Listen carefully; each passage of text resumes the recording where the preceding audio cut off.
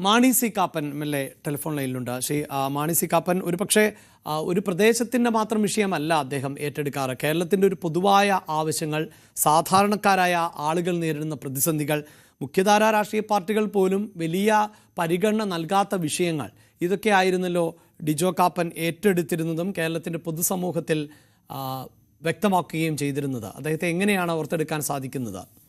തീർച്ചയായും ഡിജോ കാപ്പൻ എൻ്റെ സെക്കൻഡ് കസിനാണ്. ഞാനുമായുള്ള അടുപ്പവും ബന്ധവും ബന്ധത്തെക്കാളേറെ സൗഹൃദം വലുതായിട്ടുണ്ടായിരുന്ന ഒരു വ്യക്തിത്വമാണ്.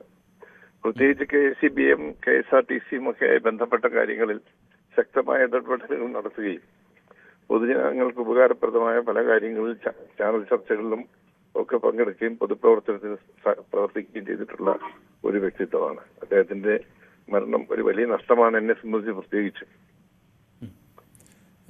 ഒപ്പം താങ്കൾ ആ ബന്ധം എന്നതിനപ്പുറത്ത് ഒരുപക്ഷെ അദ്ദേഹം ഈ രാഷ്ട്രീയമായൊരു മുഖമൊന്നും നോക്കാറില്ല. അതിപ്പോൾ ഏത് സർക്കാരിൻ്റെ കാലഘട്ടത്തിലാണെങ്കിൽ പോലും സാധാരണക്കാർക്ക് തിരിച്ചടി ഉണ്ടാക്കുന്ന തീരുമാനങ്ങളുണ്ടെങ്കിൽ ഒരു തിരുത്തൽ ശക്തിയായി വർത്തിക്കാനാണ് അദ്ദേഹം പലപ്പോഴും ശ്രമിച്ചത്.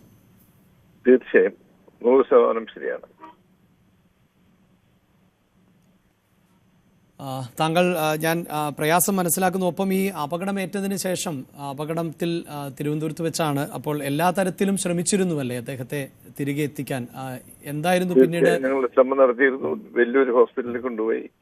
വെല്ലൂരിന് ശേഷം മാർസൈവ ഹോസ്പിറ്റൽ പാല വന്നു. അവിടുന്ന് ചെറുതായിട്ട് റിക്കവർ ചെയ്ത് വന്നതാണ്.